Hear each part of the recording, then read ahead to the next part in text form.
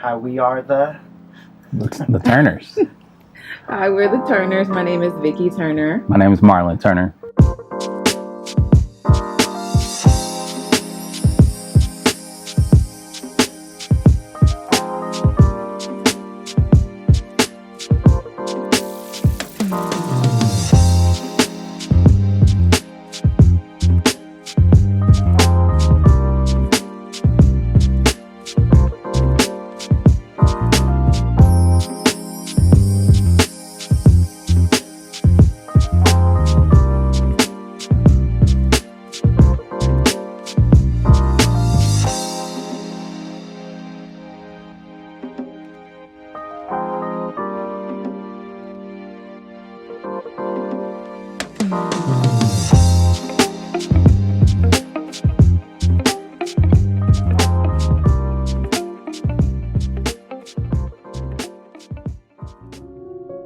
My parents coming over here as refugees meant that they didn't really have anything when they came to America.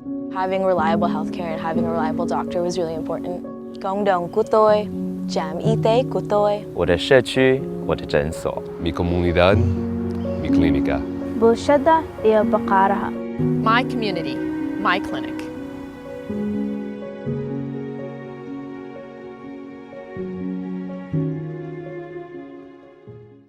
Hi, we're the Turners. My name is Vickie Turner. My name is Marlon Turner. And we've been together, married, it'll be 15 in February. Come on. And we've been together 22, 23 years. 22, 21 and a half-ish. I put that little half in there because when we first met, I was still trying to figure out who I wanted to be when I grow up. So, but 22, 21, it's a long time. Really long time. Yeah. How did you guys meet? We met on the campus of University of Louisiana Monroe. Well, when we first started there, it was Northeast Louisiana University. I spotted her as a freshman. Yeah, walking across campus. And was, immediately attracted. Come on. I'm just kidding. But getting to know her is kind of what led us to where we're at right now. And I had my roommate at the time wanted me to meet somebody, and I was just focused on school. So I'm walking through the cafeteria on my way to class, and she's walking with him. It's like, I want you to meet this guy. His name's Marlon. So Appreciate that. I was like, how you doing? Nice to meet you. And he's like, can I get a hug? And I was like, okay. Yes, yes, you can get a hug. So I gave him a hug, and I'm like, okay, I'm done hugging.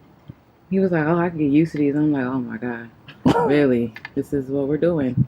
Like, I'm going to be late for class. But we started talking after that, and he was busy with football because he was a jock, super popular from another whole state. So everybody knew he was different, right? A little bit. And? Yeah. And then, I got to know her, and I realized that she didn't deserve the person who I was before I met her.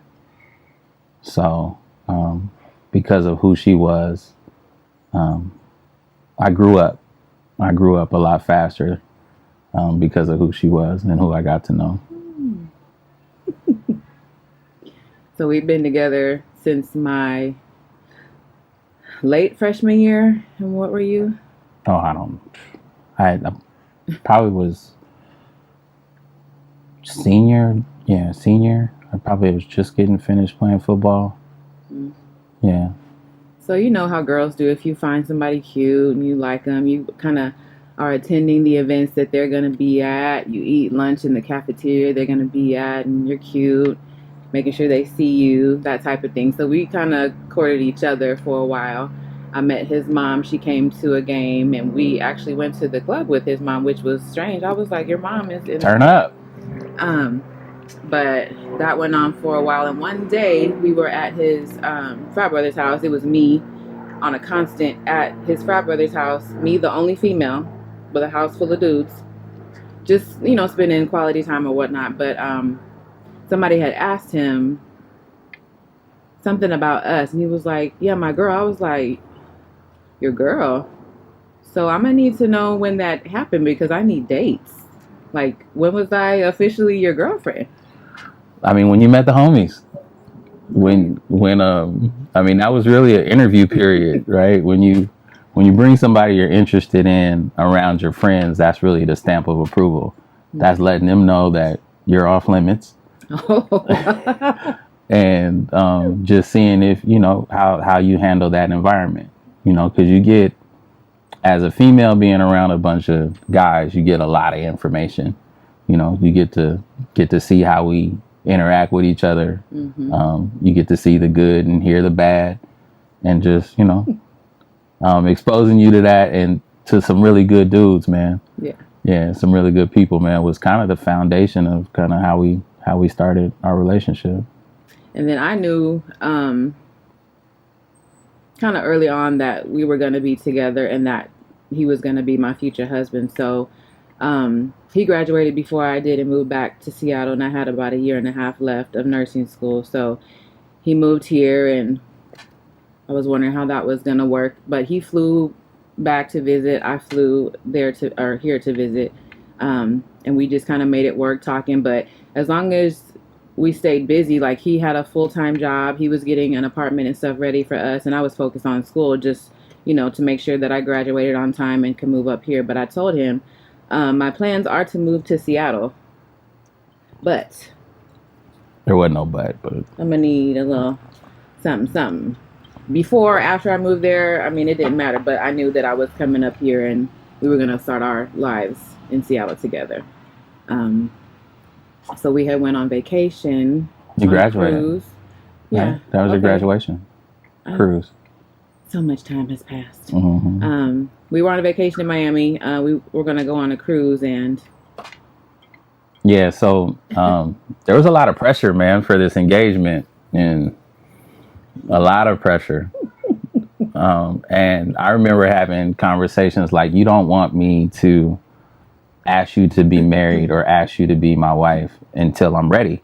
Like, that's a decision that I need to make and be ready to make. But when I was telling her this, I had probably already had her ring for about a year. So we went on vacation. Cruise left out of Miami. I planned to propose to her on the cruise ship, but it was New Year's Eve and it just felt right. So we were in Miami. I went and got the ring box from my mom, who was in the same hotel. And we're driving around Miami. The countdown went off. We jumped out the car, had some champagne, I think in the middle of Ocean Drive. And I didn't propose then. I had this big box in my pocket. We found a beach down the end of Ocean. We walked out, and then I stopped, and you could pick up. He just, had a moment and started talking about our past and how we met.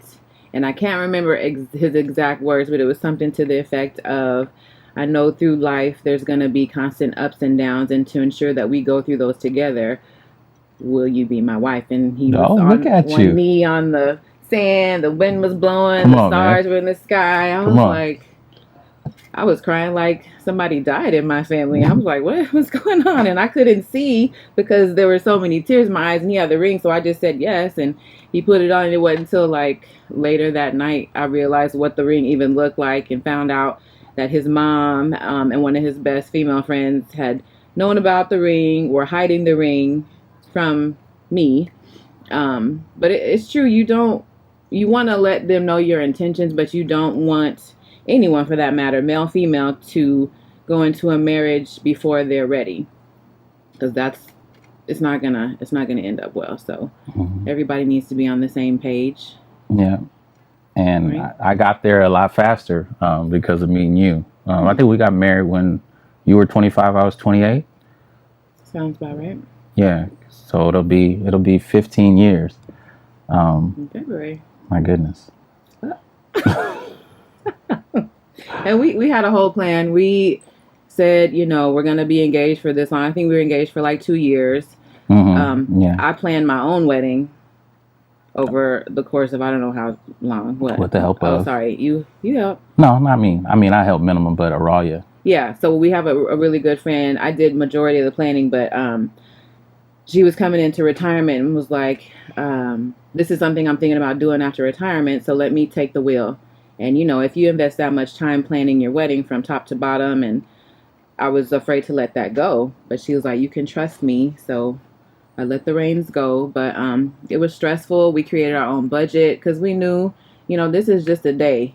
We had our house, the cars, whatever we, as adults need to have prior to getting married. So you don't go into marriage full of debt. Yeah. Because that's one of the number one reasons why people get divorced is over money. And then you need to enjoy married life if you can. Because everybody wants to tell you after you get married, like, when you're going to have kids. Yeah. Well, who's going to help us provide and take care of those kids? Come on. People seem to kind of scurry away when you need that help. But we've built a really big foundation of family and friends that are really supportive of us and our family and our kids. And yeah, I mean, that first point is really true. I think we decided early in our marriage that we weren't going to immediately have kids. I think it was 5 years before we had Jackson. So we spent a lot of time just traveling, getting to know each other. I mean, kind of figuring out who we were, as a married couple, and then just building that strength and trust amongst us so that when we did have kids, our foundation would be even stronger. One thing I tend to fall back on is when you decide to marry somebody or you commit to someone, they're not going to change, right? I mean, you're just married to the things that you didn't like about them, and you got to learn to communicate and work through those things. So we spent that time really getting to know each other, spending a lot of time together. And then when kids were introduced, I think because we had that good foundation, it was a lot easier to kind of transition into being parents. You just want to enjoy your time together before you bring other people, especially little people, into the picture.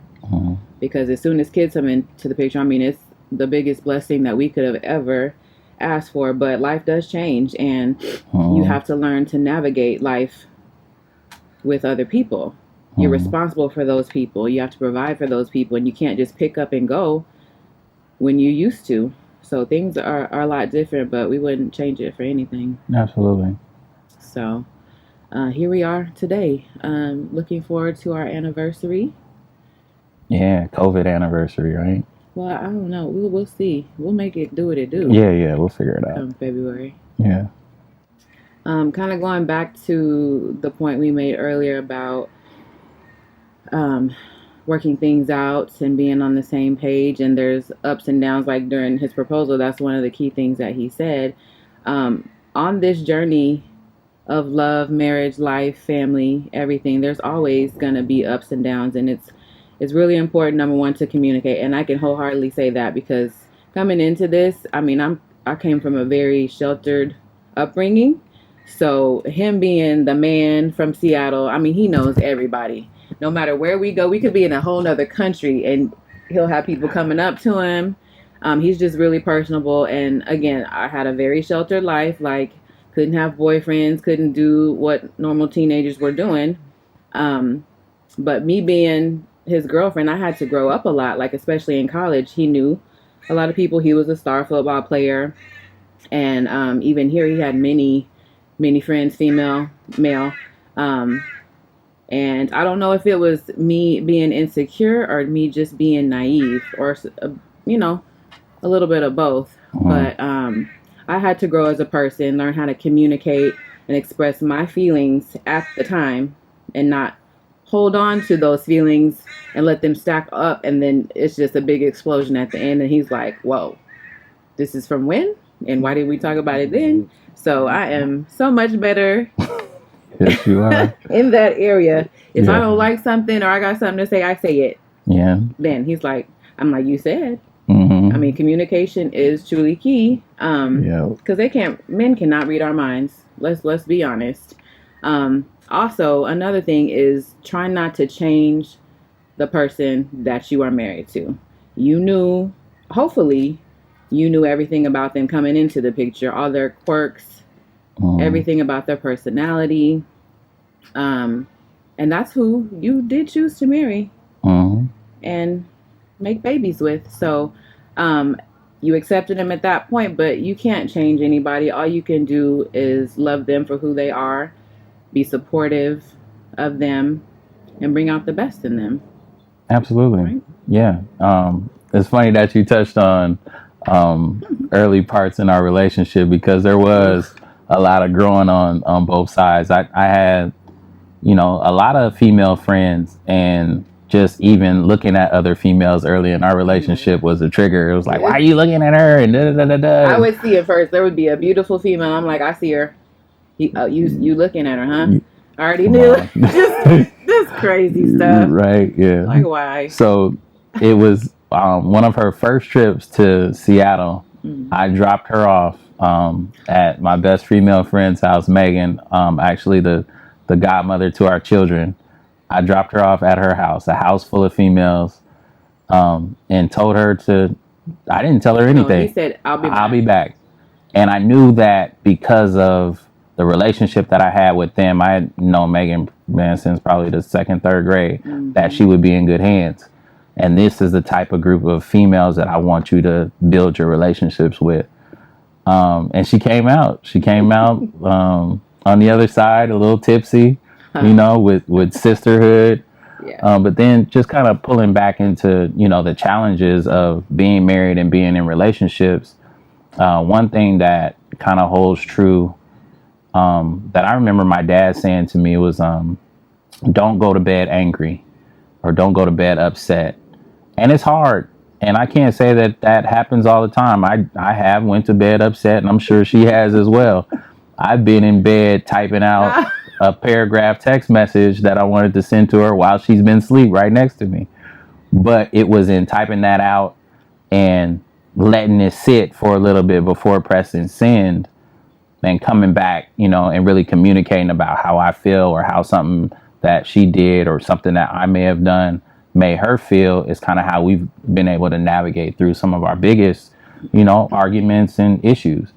Because it's not, marriage is work, but it's worth it, Absolutely worth it. It's worth it. And without challenges, you don't get to see the opportunities for growth. And we've had our challenges, but we're still sitting here, committed as ever. So whatever tools you need to use, whatever, inspiration, definitely pray alone and pray together. But the communication piece, man, I can't harp on that enough, because I like to communicate, I like to kind of figure out, and I can tell when she doesn't want to communicate, so you got to give people their space too, to come to the space when they're ready. So, and you meet them where they're at, and you need to learn each other's love language. So an example, I love flowers, things like that. Every woman likes to be told, you're beautiful, you look nice, this kind of, oh, thank you, sir.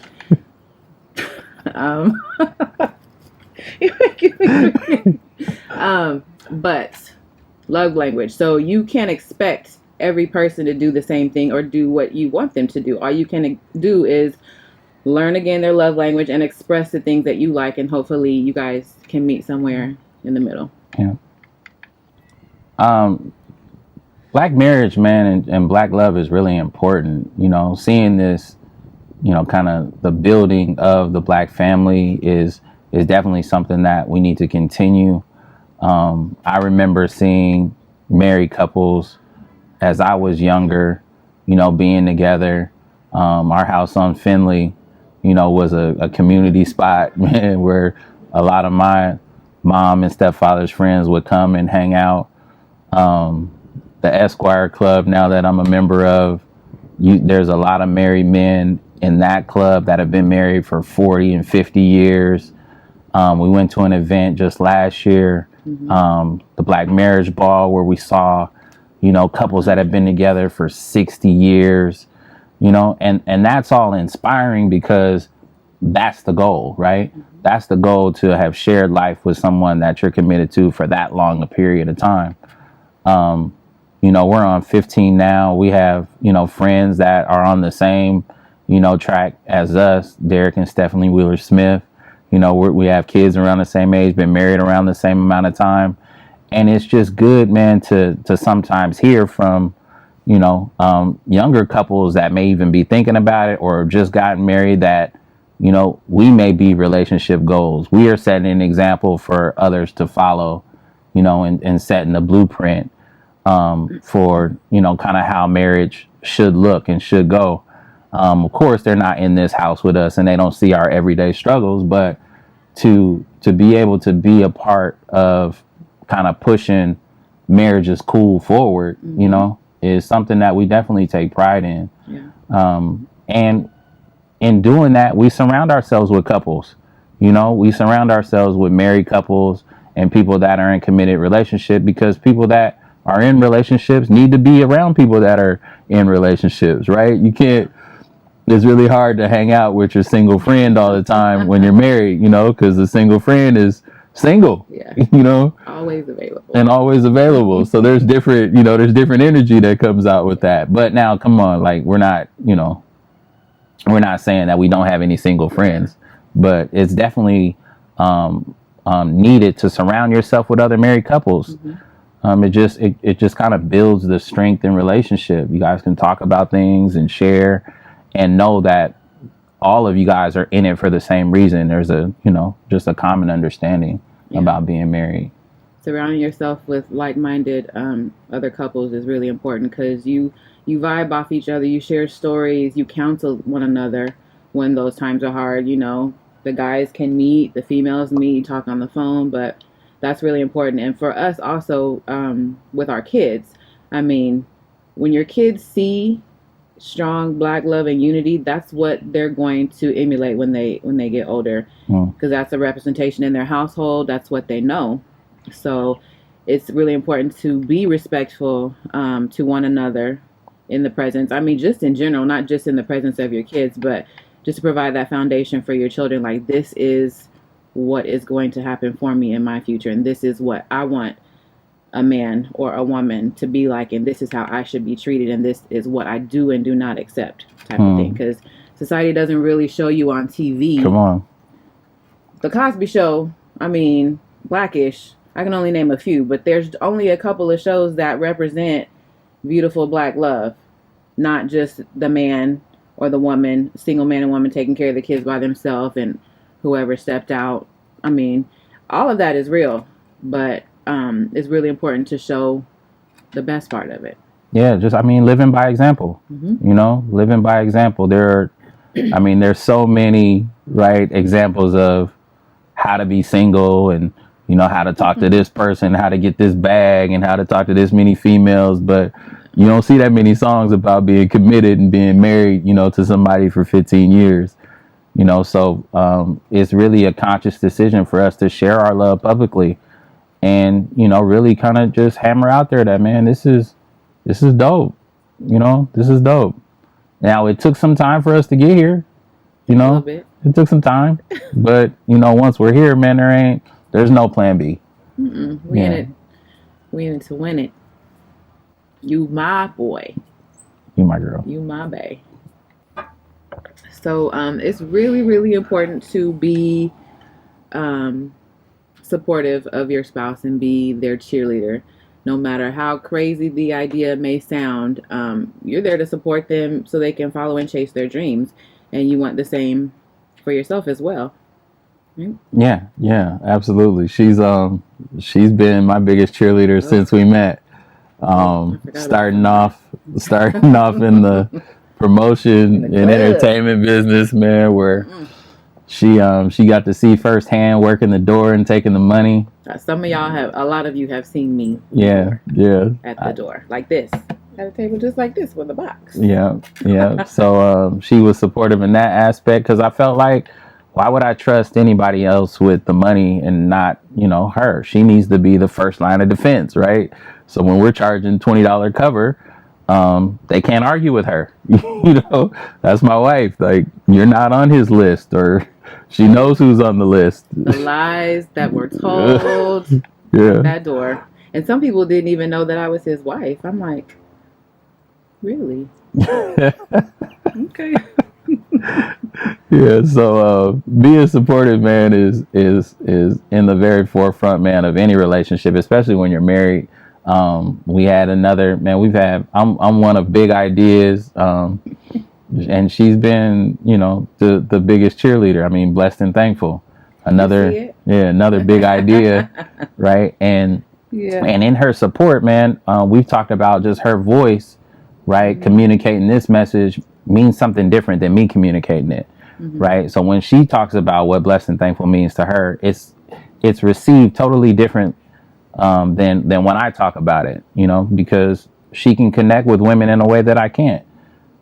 So that support alone has been great. My birthday party, which we just celebrated in June, she put out the word that if you would attend, and if you could please wear a blessed and thankful shirt, that would be great, man. And everybody who showed up had a blessed and thankful shirt on, man. So that was really a surprise for me, man, and just another way to see, how she supported and continues to, man, throughout, our relationship and marriage. And you want them to be successful at whatever they do, and just go on that journey with them. It's a team effort, no matter how crazy. Yeah. So Blessed and Thankful 365. Blessed and Thankful is on all social media outlets. You can @Blessed and Thankful, search for it.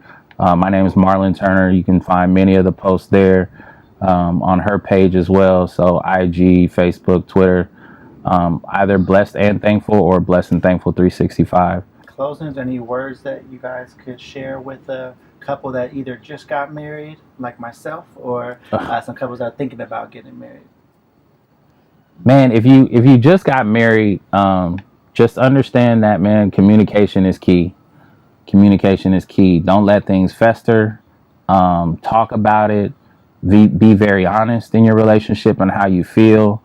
And really just kind of start building that foundation from the ground, and just, continue to work. It's not going to be easy. It's not going to be easy, but man, it's work, but it's definitely worth it. Having someone, man, that you can always depend on to support you and love you through it all, it's priceless. You have a built-in best friend, pretty much. And also, just be careful of who, again, you surround you and your family with, because everybody is not on your team. Come on. And it's really important to go back to what I was saying, surrounding yourself with like-minded people and couples and just people in general, because you just have to be mindful of who you let into your home, let surround your marriage and your family, because everybody is not on your team. Sounds good, but just be careful. Yeah, that energy, man. You can tell, man. Yeah. You can tell. Follow your first mind. Definitely be careful about the people that you let in. Communicate first with the person you're in a relationship with, because you don't want people sharing information with others, and that's just a way to break down your relationship really fast. Yeah, so communicate first with whoever you're in that relationship with, and then you two work on figuring it out. Definitely stay prayed up, both separately and together, and just continue to work, man. Communication. And continue to court one another. Just because just because you got her or you got him, keep doing those little things you used to do. Bring her flowers, bring him flowers, take them out to dinner, make them a drink, make them, have a massage. Allow them their space as well. Like, we love each other to death, but I need my girl time. He needs his guy time. It's good to have time apart so you can come back together and share those stories and those good times and just make lots of memories, because today is not promised, as we all know. So don't take a day for granted, and always, multiple times a day, just continue to tell your spouse and your family how much you love them, because you just never know. Absolutely.